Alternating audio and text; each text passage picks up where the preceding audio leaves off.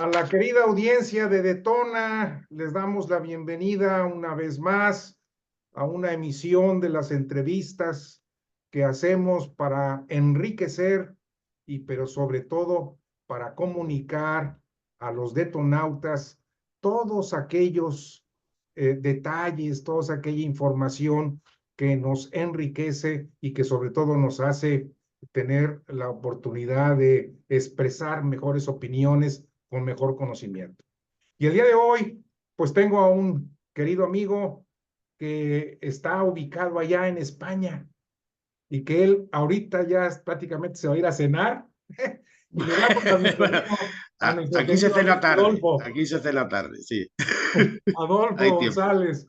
Muchas gracias, mi querido Adolfo, por darnos la oportunidad de escuchar y compartir con nosotros tus experiencias y opiniones.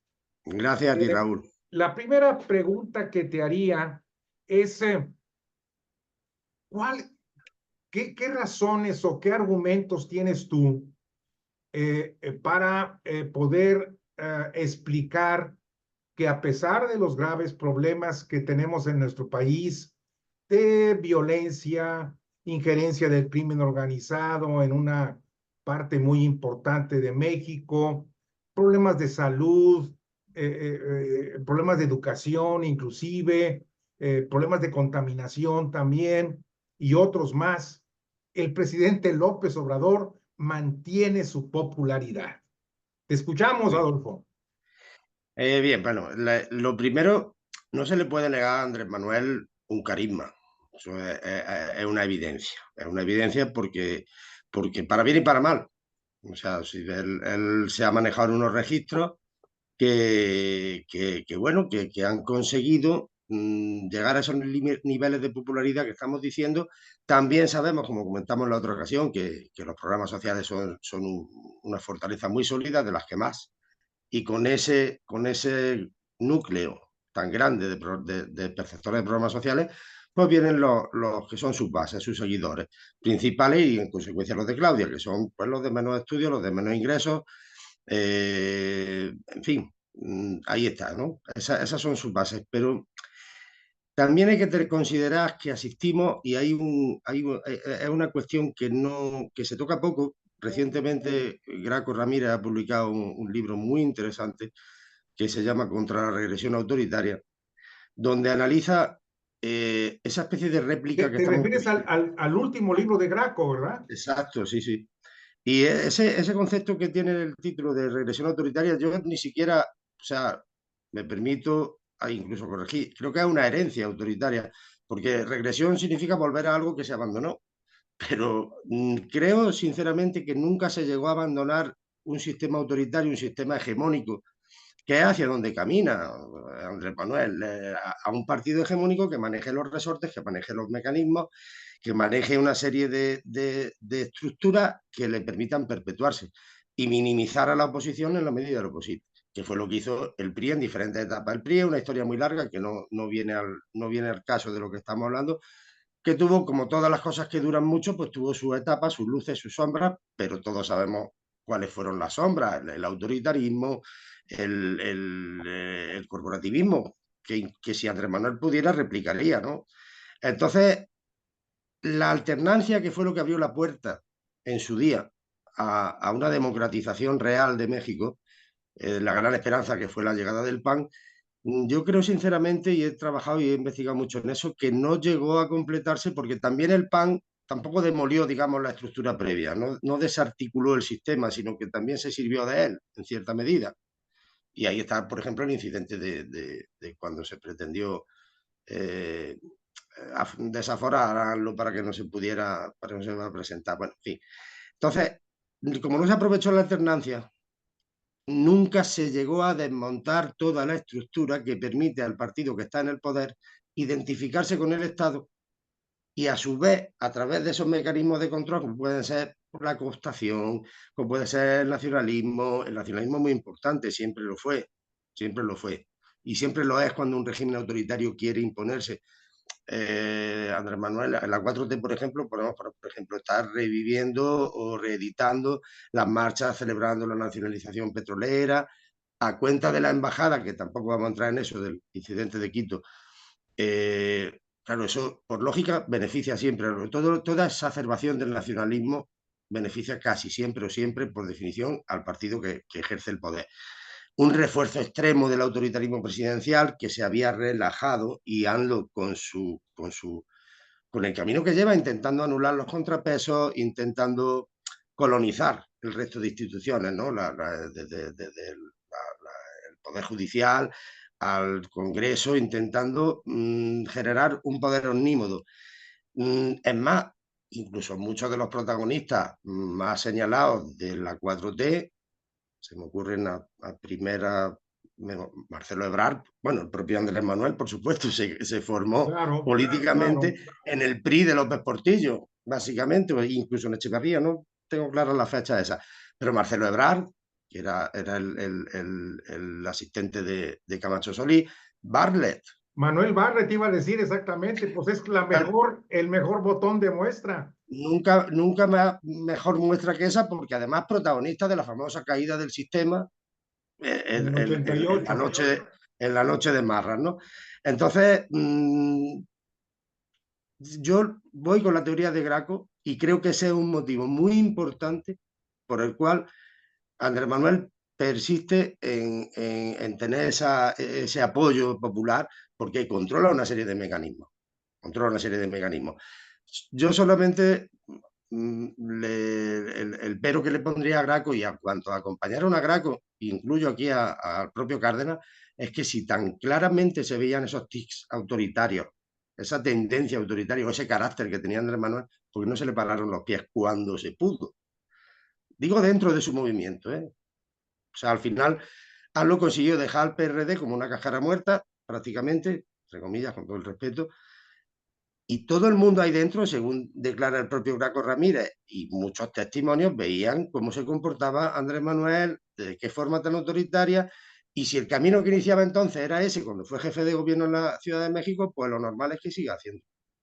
Incluso hay otro detalle también que no se tiene mucho en cuenta, pero forma parte de la historia de México casi desde su nacimiento, que es la tensión entre el poder federal y el poder local. Incluso fue causa de la revolución, sin entrar, pero bueno, esa es la herencia del caudillismo, ¿no?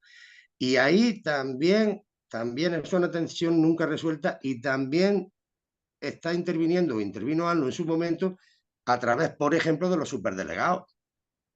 Los superdelegados son una manera de controlar a los estados precisamente en cuanto a los programas sociales, que es, volvemos a lo mismo, su principal fortaleza. Los programas sociales no son nada nuevo, o sea, no ha habido prácticamente etapas sin ellos, en todas sus formas y maneras, incluso con Salinas, los neoliberales, ahí estaba Solidaridad. O sea, todo el mundo ha intentado, pero deben ser, y corrijo un poco, determino un poco conforme a lo que hablamos la otra vez, deben ser un medio de generar permeabilidad social, de generar desarrollo, pero nunca un fin en sí mismos, porque si se limitan a ser un fin en sí mismos, lo que estamos generando es un clientelismo y un voto cautivo, que es lo que tenemos. A ver, este tema es súper, súper importante. Eh, Evidentemente los programas sociales se necesitan en un país como el nuestro y como hay en muchas partes del mundo. Es algo que no podemos negar y es necesario. Pero tú aquí estás tocando la diferencia de cuál es el objetivo de esos programas sociales. Es decir, repite, por favor, para ti, ¿cuál sería el objetivo ideal de los programas sociales? Pues el objetivo ideal de los programas sociales es que sean paliativos, es decir, que constituyan un medio de desarrollo y de permeabilidad social, es decir, aquel que percibe esa ayuda pasa de la pobreza más extrema o de la pobreza a tener un cierto poder adquisitivo, y a través de ese nuevo poder adquisitivo se puede desarrollar, puede lo que se llama la permeabilidad social, puede ascender, puede Lo, lo, generar, lo, lo que es la movilidad social, pasar de un exacto, estrato socioeconómico a uno más alto. a otro, Así y es. generar así, intentar generar una de las grandes fallas que tiene México en cuanto a economía social, que es una clase media. Hay una clase media muy pequeña. Sin embargo, si se plantean los programas sociales como algo conformista y que no tenga más que el fin en sí mismo, es decir, usted va a recibir esto, esta dádiva y nunca va a salir de ahí, no se está persiguiendo el objetivo de que esa persona se desarrolle, sino más bien al contrario, quizás de que se mantenga ahí. ¿Por qué?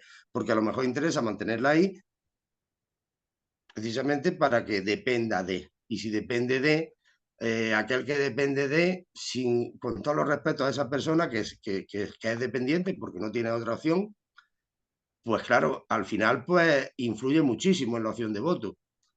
Teniendo en cuenta también que los grandes respaldos, siempre cuando hablamos de los números de Claudia Sheinbaum, los números de los grandes estratos que apoyan a Claudia, es cierto que los números están inflados por la siguiente razón, porque los sectores que la apoyan o que la respaldan son los más abstencionistas. Por eso no es cierto, no es verdad, y por más que se diga, no, vamos, no puede serlo, que una masiva participación vaya a favorecer a Xochitl, ¿no? Porque lo que va, si una masiva participación lo que va a hacer es que vayan precisamente los estratos abstencionistas, que son los que. Entonces, esa Ahora, manera. perdón, Adolfo, ahí hay un tema, ¿eh? Es cierto, el abstencionismo se puede dividir en varios segmentos o varios rubros. Las estadísticas nos han señalado que el abstencionismo se centra mucho en las clases bajas, que no van Bueno, a votar, ¿verdad? áreas rurales, Así es, pocos ingresos, pocos estudios, son así es. básicamente las. Entonces, por esa razón tú señalas que si se fomenta el voto o la participación electoral, esos votos definitivamente se van a ir a la bolsa de Claudia. En gran proporción, probablemente sí. Ok. No quiere decir eso que haya que fomentar el abstencionismo, No, no, entendámonos. no, no. Es un análisis de Lo que pasa es que estrategia electoral. sí, se está diciendo con mucha frecuencia, lo estoy viendo en redes, lo estoy viendo en medios, que todo el mundo a votar para que gane Xochitl. Bueno, todo el mundo, o sea, la campaña de Xochitl irá dirigida a quienes apoyen a Xochitl, o sea, todo el mundo que quiera que gane Xochitl, porque si ya va a votar a los que no quieren, entonces pues no. Claro. Debo de precisar esto que tú acabas de señalar. Eh, eh, la campaña de Xochitl y sobre todo de las organizaciones de la sociedad civil ha estado muy enfocada en alentar y alimentar, promocionar el voto de la clase media y media alta. Allí es donde se ha focalizado. Sobre todo Ahora, pienso que en la media, en la clase media es donde está donde está la oportunidad. La clase sí, media está muy la media castigada. son aproximadamente unos, no recuerdo los números exactos, creo que son alrededor de 28, 30, 32 millones de gentes, ¿verdad? Más o Y menos, por ahí más o anda, menos, sí. algo así, ¿verdad? Claro, no van a votar todos. Eso sería totalmente idealista, ¿verdad? Utópico, totalmente. Pero aquí hay otro detalle que me gustaría conocer tu opinión.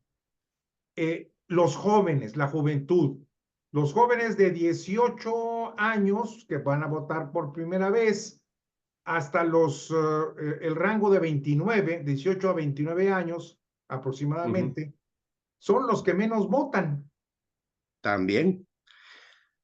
Y tampoco tienen una definición exacta de preferencia de momento. Quizá, hombre, sí está muy politizado, por ejemplo, en Ciudad de México, pero Ciudad de México se está revelando como una debilidad de la 4T últimamente, porque Ciudad de México es una ciudad muy informada, o sea, muy politizada, casi Sí, siempre, siempre. Y la 4T está resultando una decepción para mucha gente en Ciudad de México. sí. Y es curioso porque hay un contrasentido, porque se supone que es donde un contrasentido, una paradoja. Más bien donde ha gobernado Claudia, donde estuvo Andrés Manuel, pero no Llevan está teniendo 20, ¿qué? Llevan 26 años, 28 años gobernando. y no es la fortaleza que se debería esperar la que tiene en Ciudad de México También Morena. se dice que el poder se desgasta, ¿no, Adolfo? Sí, claro, claro. Lo que pasa es que por eso sí, es cierto que en Ciudad de México son muchos años, pero también es cierto que por ese desgaste se está preocupando la 4T de generar otra serie de mecanismos que lo palien. Por eso ha cambiado la composición de respaldos de ANLO desde que ganó hasta ahora. Cuando ganó había una intelectualidad, había muchos medios de comunicación y sin embargo, y mucha gente con estudios y licenciatura y maestría. Y eso ha cambiado, ha cambiado. Las clases populares eran más bien indiferentes, Sí. pero ahora las clases populares son la fortaleza, por supuesto los perceptores de apoyo, y la gente con mucha formación o la intelectualidad, los medios, en gran medida manifiestan arrepentirse del apoyo porque están viendo que puede ser una réplica de aquello de lo que se supone que estamos o que Sí. estábamos intentando salir, ¿no? Perdón, te interrumpí porque tú estabas haciendo ahí un análisis muy interesante de que los números de intención de voto reflejan un porcentaje muy alto a favor de Claudia, pero están inflados, ¿verdad? O sea, Sí, no, lo más probable es que esa diferencia no sea real al final del día 2 de junio. seguramente no sea esa diferencia. También es cierto que no están tan inflados, desde mi punto de vista, como para que podamos hablar de un empate técnico, como he visto que se ha hablado en algunos sitios, de que Xochitl está alcanzando a Claudia. Yo no lo veo así. O sea, aunque haya mucho abstencionismo entre los sectores que están respaldando a Claudia, de momento, por ahora, a día de hoy, los números a Xochitl no le dan. No le dan. Exactamente, esa También era la otra pregunta que te iba a hacer. ¿Cómo ves eh, pues las expectativas o los escenarios para Xochitl? Digo, sí, para Xochitl. podría Xochitl, puede pasar todo. O sea, de aquí al 2 de junio puede pasar todo. Pero la tendencia como están las cosas es que no remonte, porque no termina nunca de remontar. O sea, es cierto que bueno, que ha tenido, por ejemplo, la semana esta pasando la anterior, pero no está aprovechando. Yo lo que observo es que no hay una manera, no tiene una manera clara el equipo de Xochitl de aprovechar los momentos de debilidad o de desgaste de Anlo y de Claudia. Para mí es lo Tal mismo. O cual sea, sucedió en el debate del domingo, a eso te refieres también, ¿no? Es un ejemplo, ¿verdad? el debate, Raúl, el debate del domingo. Los debates de entrada, o sea, yo soy de la opinión de que un debate para que cambie el curso de una elección tiene que pasar algo muy grave o muy... Es lo normal, o sea, lo mismo que yo, mi opinión de lo que pueda, la que voy a decir ahora, de cómo se desarrolló el debate es subjetiva, porque es inevitable, porque es mi impresión. La de la inmensa mayoría de los ciudadanos también lo es y va condicionada por su preferencia previa. Es decir, es muy difícil, la decepción tiene que ser muy grande con respecto al candidato que tú previamente apoyabas o era tu preferencia, como para decir, no, ya no quiero a este y me voy con el contrario. Eso es muy difícil que suceda. Por eso generalmente, después de los debates no suele haber cambios de relevancia como ha sucedido en esta ocasión, parece ser, por los números de sábado, digo, ¿no? Sí, Lo que sucedió el lunes. Claudia estuvo en el debate pasiva, a la espera, y es normal que nade de muertito, es normal porque ratificar las políticas de ANLO es lógico que lo haga, porque cuenta con el capital político de ANLO. Por eso siempre digo ANLO y Claudia. Si se desgasta ANLO, va a afectar a Claudia. O sea, ANLO es el termómetro, digamos, el barómetro de estas elecciones. Para mí la gran trampa, fíjate Raúl, en la que está cayendo mucho Xochitl, y cayó de hecho en el día del debate, es precisamente los programas sociales. Como la han acusado de que va a suprimir los programas sociales, se la pasa justificando que no los va a suprimir, ¿no? que Y va a hacer ahora ofrece de más. a ofrecer, claro, exacto. Y entonces, sobre todo con eso, pues ofrecerá, pues ya hemos dicho que son necesarios, es decir, no hay gobierno que pueda llegar y decir que va a suprimir los programas sociales porque eso no es posible. No es posible, ni es viable, ni es conveniente, por supuesto. Pero consigue Claudia con eso que el centro del debate y la agenda de lo que se hable sea precisamente la fortaleza que tiene, que son los programas sociales. Tienen que comprender eso en el equipo de Sochi si pretenden, porque marcan la agenda. Lleva marcando la agenda, o sea, es un especialista en marcar la agenda, y para eso está la mañanera, para marcar la agenda política. O sea, pero el gran tema del que Claudia y Allo quieren que se hable es de los programas sociales, que es su fuerte. El problema no está en el que se haga, que es lo que el otro día yo noté. O sea, ¿Quién no está de acuerdo con que haya una salud universal? ¿Quién no está de acuerdo con que haya una educación pública y de calidad? ¿Quién no está de acuerdo con que los pobres dejen de ser pobres, con que todo el mundo viva bien? Si el que estamos de acuerdo todo el mundo, no sé, o sea, para decir en un debate que tu idea es que todo el mundo sea feliz, todo el mundo tenga poder adquisitivo, lo que me tienes que explicar es cómo. O sea, eso no lo Claro. explicó nadie, no lo explicó ninguno de los tres. Y sobre todo, no solo el cómo, sino de dónde.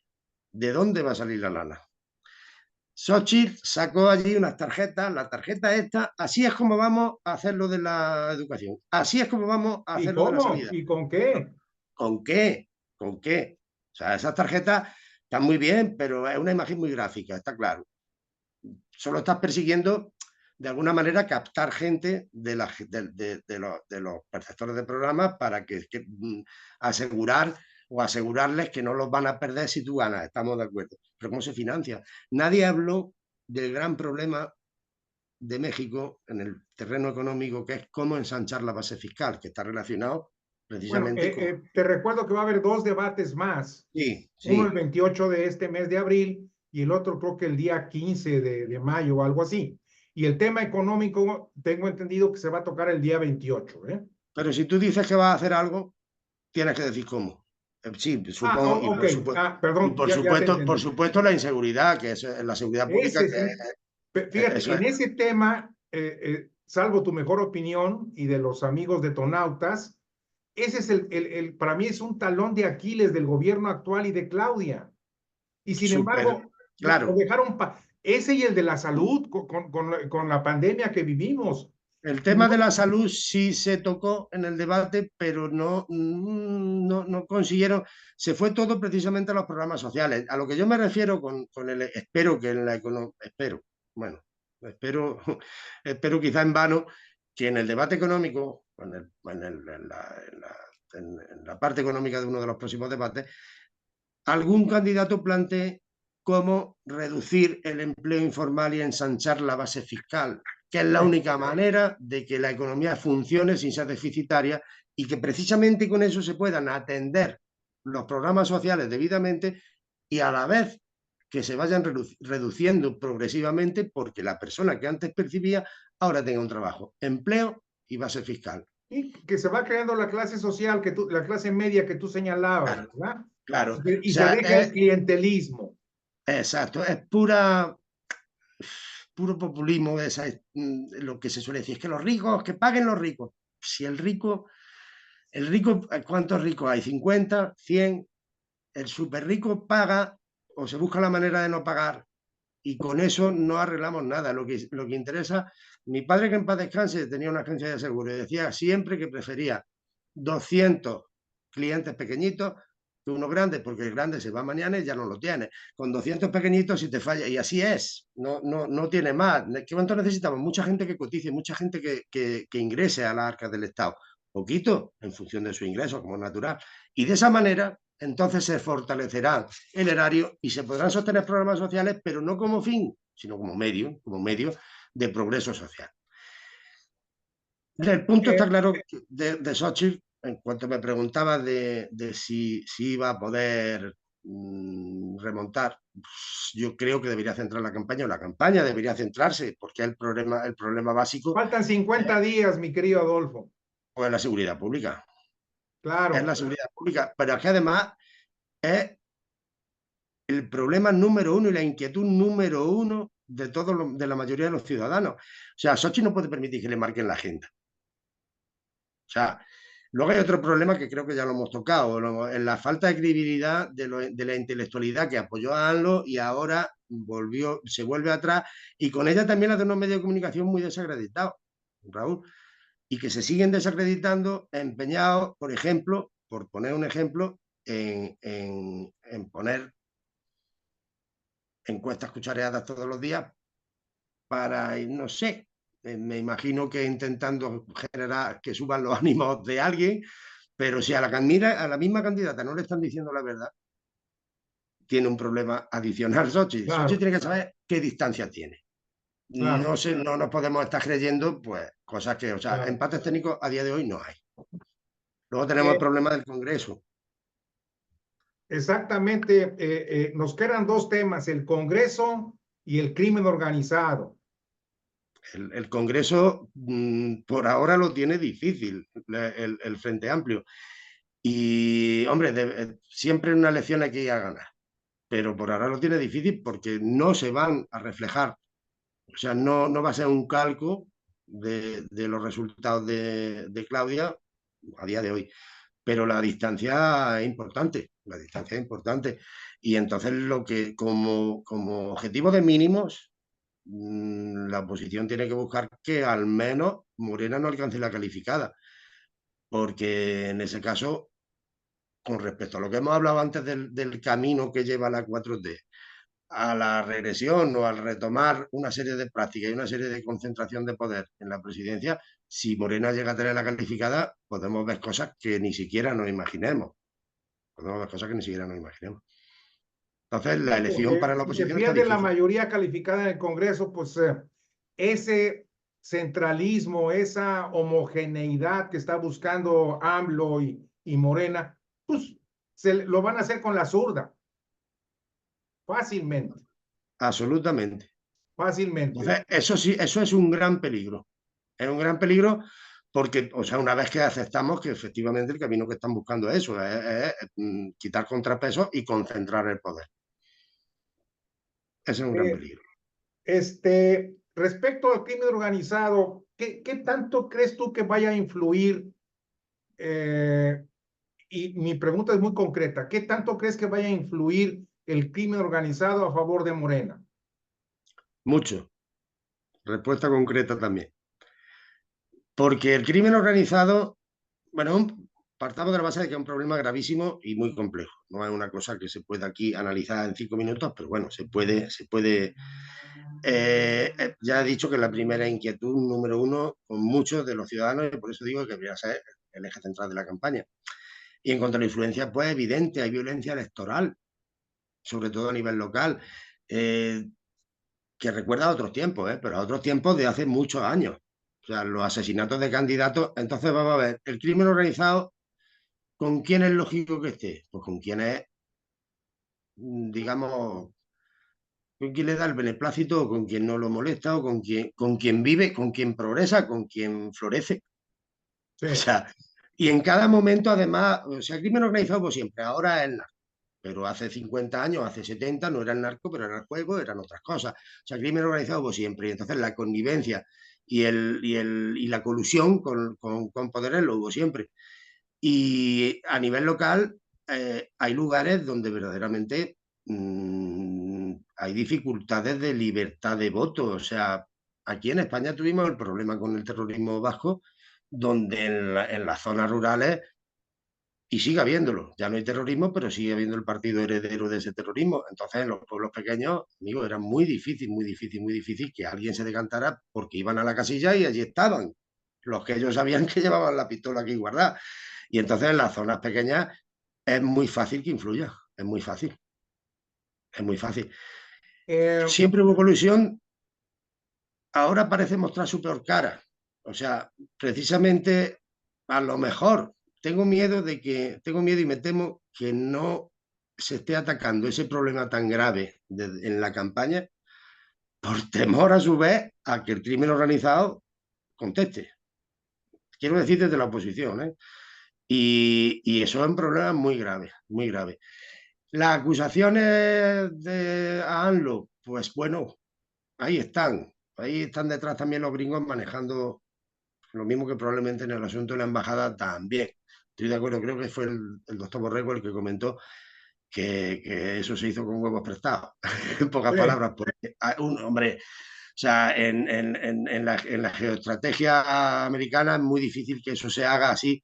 También quiero yo, aunque no venga al caso de hacer una puntualización, por supuesto que un asalto a una embajada es una cosa muy grave que no es normal verlo, pero también es cierto que la persona que había allí dentro no era un perseguido político, era un perseguido común, Un o sea, delincuente, un además delincuente. juzgado y sentenciado. Exacto. Con lo cual, una embajada no puede convertirse en el asilo de un delincuente común.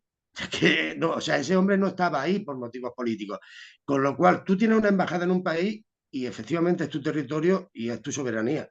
Pero la Secretaría de Exteriores tenía que haber dado instrucciones de no acoger a esa persona ahí porque es una provocación al país donde estás, al país que te está acogiendo a su vez. Y entonces, pues ese tipo de cosas nos están indicando que hay cierta presión por parte del vecino del norte, no solo a ASLO, sino a quien vaya a ganar. O sea, es una situación geopolítica compleja, bastante compleja. Cierto. Xochitl lo tiene difícil. Nos quedan unos cuantos minutos nada más ¿Sí? para ir cerrando. Punto número uno, los temas, los programas sociales, ahí van a estar y no es tema de discusión. Ahí van a estar, ¿verdad? Punto número dos, Xochitl no tiene por qué permitir que le pongan la agenda, ¿verdad? Así lo veo yo. Sí. Es algo fundamental para ti. Creo que coincido totalmente. Sobre todo porque se la están poniendo con el foco puesto en aquello que es la fortaleza más grande de su Claro, rival. claro, Con lo cual, claro. Punto número tres, tú esperas que en el próximo debate donde se toque el tema económico, un tema fundamental es la de, más bien, ir reduciendo la informalidad de los negocios y de los empleos, por ¿verdad? supuesto. Y eso se hace generando empleo formal, claro. Claro, Parece para, una, como parece dicen que una... en negocios formales y en empleo formal, ¿verdad? Exacto. Punto número cuatro, ¿tú crees que el crimen organizado sí va a participar y tiene una injerencia definitivamente y una relación con Morena y va a trabajar a favor de Ahí sí Morena? quiero yo puntualizar. No digo, porque no puedo decir, porque no lo sé, que tenga una relación con Morena. Digo que se está sintiendo cómodo con Morena. Ok, Con lo cual, con lo cual, pues lo que pretenderán probablemente, sobre todo en las zonas donde tienen influencia, que son rurales, locales, pequeñas, lugares donde el Estado no tiene tanta presencia, la Federación no tiene tanta presencia, que la hay, y hay muchas, donde el poder local está más disgregado. Ahí en esas zonas donde ellos imponen, lo normal es que pretendan que las cosas sigan igual, porque si ahora claro. están cómodos, eso es lo normal. Y Pero no porque porque además, tengan una fíjate, relación, una perdón, colusión ahí directa. No, es una cosa que ni yo sé ni nadie sabe, y si lo sabe alguien, que lo demuestre, yo no lo puedo decir. claro. Pero Y la además, evidencia, la población convive con el crimen organizado en esos poblados. exacto. Y lo tienen aceptado como una realidad, Así como es. otra No, cualquiera. y de ellos viven también, ¿eh? De alguna forma. Exacto, Es exacto. cierto, totalmente. Sí. Bueno, mi querido Adolfo, pues te agradezco muchísimo la conversación y te quiero hacer una propuesta. El día 28 de este mes de abril va a ser el segundo debate, como lo comentábamos. ¿Te parece que en la semana siguiente del 28 de abril hagamos otra entrevista para valorar qué fue lo que sucedió y qué es lo que me, falta para lo que resta del mes de mayo para presentarse la elección? me parece perfecto. Ok. Lo vemos, hablamos y lo concretamos, sin ningún problema. Te mando un Encantado. abrazo, todo mi afecto y mi agradecimiento, mi querido Adolfo. Igualmente, gracias a ti por la Oye, oportunidad. espero que a lo mejor la próxima vez podamos hacer un programa más largo, pero ya te avisaré. Ya veremos cómo lo armamos, ¿eh? Lo vamos viendo, sin ningún Ok. problema. Muchas Chao, gracias. muchas gracias. Gracias. Hasta luego.